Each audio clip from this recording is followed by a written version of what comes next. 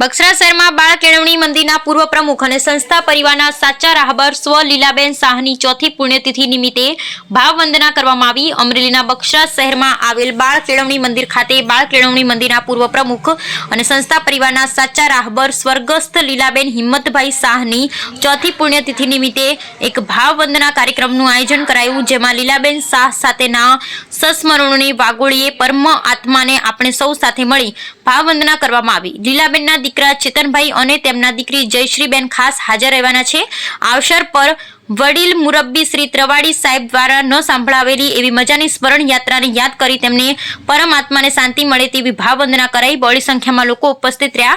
બાળ કેળવણી મંદિરના ટ્રસ્ટી દેવચંદભાઈ સાવલિયાએ જણાવ્યું હતું। Bureau report Ashok Manvar, Amreli. समय संजोग प्रमाणे रविवार कार्य बधाने अनुकूल न आवे ए दृष्टिथी आज एनी आगली पूर्व दिने आपणे बधा भेगा थया छीए અને એ પણ સરસ મજાના વિચારો સાંભળીએ, જાણીએ, એમાંથી પ્રેરણા લઈએ એવું જ આપણે એક નાનકડું આયોજન કર્યું છે। અને એમાં તમે ઓલરેડી જેટલા લોકો અહીંયા બધા આવી ગયા છો તેનું ખૂબ ખૂબ અભિવાદન અને સ્વાગત છે કે સંસ્થા તરફથી દેવચંદભાઈ તરફથી કોઈ પણ જ્યારે કોઈ પણ મેસેજ જાય તો એનો બહુ સુંદર પ્રતિસાદ મળતો હોય છે અને એનો ખરેખર આપણને બધાને ખૂબ આનંદ છે, અમને ખાસ આનંદ છે।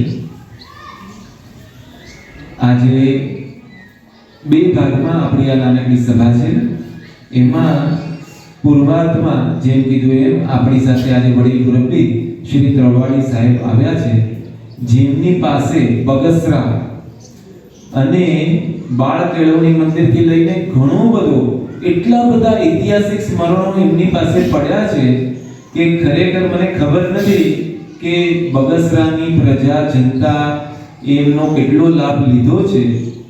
પણ હંમેશા જ્યારે વ્યક્તિ હયાત હોય ને ત્યારે એની આપણે કિંમત નથી કરી શકતા, એની ઓળખાણ નથી કરી શકતા અને પછી વ્યક્તિ જતી રહે ત્યારે એના ગુણગાન ગવાય એ એક કળયુગનું ખાસ લક્ષણ છે।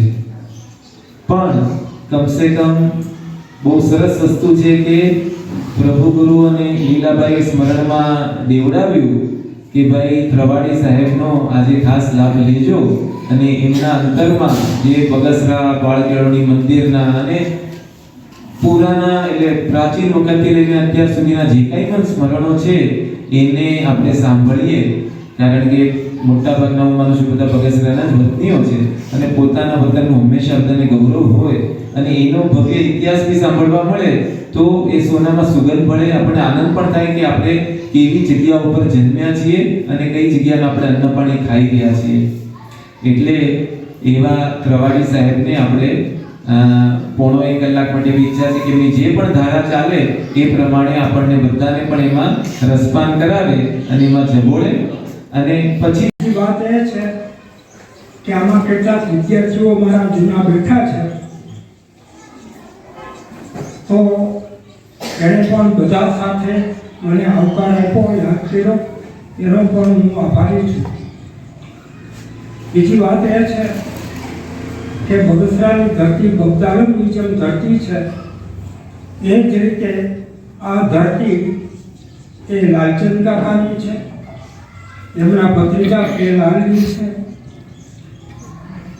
રાષ્ટ્રીય શાયર ઝવેરચંદ મેઘાણી છે, કુતુબ આઝાદની છે, એમ ઘણા મહાનુભાવોની આ ધરતી છે। અને આ ધરતીને 1931 થી માંડીને અત્યાર સુધી જેને જાગૃત રાખી છે અને જેની અંદર કંઈક પ્રવૃત્તિ થઈ રહી છે, રચનાત્મક અભિગમ છે, એ મોટામાં મોટી વાત છે। ત્યારે એક સંસ્થા સ્થાપવી એ અગત્યની હોય છે। આપણે કેટલાક કામ કરવા હોય છે, કેટલીક વાત કરતા હોય છે ત્યારે આપણે સોડાના પાવરની જેમ વાત કરતા હોય છે, પછી આપણે શમી જઈએ છીએ। પણ કોણ જાણે આ ધરતીમાં એવું શું પીડ્યું છે કે જેની અંદર કોઈ બ્રહ્મા છે, કોઈ વિષ્ણુ છે, કોઈ મહેશ છે। આપણા લાલચંદ કાકાને જો આપણે બ્રહ્મા કહીએ તો સાંજે કાકાને આપણને બ્રહ્મા કહીએ તો અમને વિષ્ણુ કહેવા પડશે અને દેવચંદભાઈ એને આપણે શંકર જેવા કહેવા પડશે। આ ત્રણ માણસોથી સંકળાઈને 1931 થી માંડીને 2024 સાલ સુધી સંસ્થા સતત અવિરતપણે કામ કરી રહી છે અને જેના સામે દરેક સંસ્થા હોય છે, પણ દરેક સંસ્થાના સામે આંગળી ચિહ્ન હોય છે કે આ સંસ્થામાં જે સંસ્થા છે એના કૌભાંડ છે અથવા સંસ્થામાં જે વસે છે એના મોટા કૌભાંડ છે. ભલે મોટી રકમ હોય કે નાની રકમ હોય, એ જમાનામાં કેટલી વખત લાંચ લેવાતી. આ સુધરાઈમાં મને ખબર છે કે કેટલાક માણસો રાજી કેમ થઈ જતા કે બીડીની જોડી આપી એટલે રાજી. સાહેબનું એક સ્વપ્ન પણ એ હતું, પણ મને લાગે છે કે હવે અમારા પ્રમુખશ્રીએ આ બાબતમાં વિચારી અને સારા સંસ્થાનો શતાબ્દી વર્ષ જ્યારે ઉજવાય ત્યારે આ સાહેબનો પણ આપણે જે ઈચ્છા હતી કે આટલું બધું સર્જનીય આ આપણે ખ્યાલ નથી. આ એક હેરિટેજ સંસ્થા છે. હેરિટેજ કોઈ પણ સંસ્થા 93 વર્ષ ટકે જ મહત્વ છે. 93 વર્ષ ને ઈશ્વરની કૃપાથી આજ સુધી કોઈ પ્રોબ્લેમ પણ નથી આવ્યો. એ મને લાગે છે કે આ લાલચંદ કાકાનું, લીલાબાનું, શ્યામજી કાકાનું બધાનું એ તપ છે. અમે આને તપોભૂમિ કહીએ છીએ. આને તપોભૂમિ કહીએ છીએ અને એમ કહીએ છીએ કે આપણે બધા સાધના કરી રહ્યા છીએ. આ એક તપોભૂમિમાં આજે લીલાબાની આપણે આવડના કરીએ છીએ. અમને લીલાબાના જીવનમાં ખાસ મને એ શીખવા મળ્યું કે સ્પષ્ટ વક્તા હતા. કોઈ પણ માણસ હોય, ગમે તે